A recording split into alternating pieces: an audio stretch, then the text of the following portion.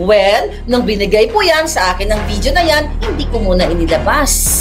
Inuna ko po muna yan na ipa-authenticate sa bansang ito at sa bansang ito. Dalawa pong bansa ang pinagpasahan ko ng video na yan para ipasuri sa mga eksperto. Ito, na ang video ay hindi AI. Diba? Ito yun. May perma kasi niyan. Oh, tingnan lang. Huwag ko na pakita yung perma. Okay, ganyan. Yan. So ngayon, i-present natin sa korte yan. Kaya nga, kung ito ay malisyoso na sinasabi ng mga buwaka ng Genemes, talo na po ako.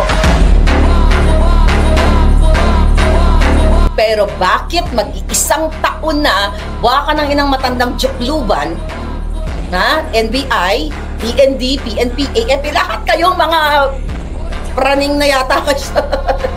File a case against me. Pagkakataon nyo na hindi ako makakadepensa sa sarili ko kasi malicious intent yan eh. Bakit si Harry ang hinahabol ninyo? Puro kasinungalingan ng inyong talapera expert. Talapera expert, yeah, right? So ngayon, yun po mga kababayan, pilit kayo nililin lang ng mga media. Kayong mga buwaka ng inang media kayo, may kapangyarihan kayo, para mag-connect sa akin, ibigay ko sa inyo ang raw video. You can send someone. Maybe pala dapat binigay ko kay Maris Umali nung nasa Netherlands ako. Di ba, babalik naman ako dyan, magkikita pa tayo, bigay ko straight yung video.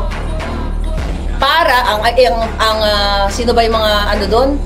I think may inquirer doon. Basta lahat ng media, pag nakita ko, dapat paalala nyo sa akin sa mga taga-Netherlands, pagbalik ko dyan, i-airdrop ko sa inyo lahat para diretso sa inyo.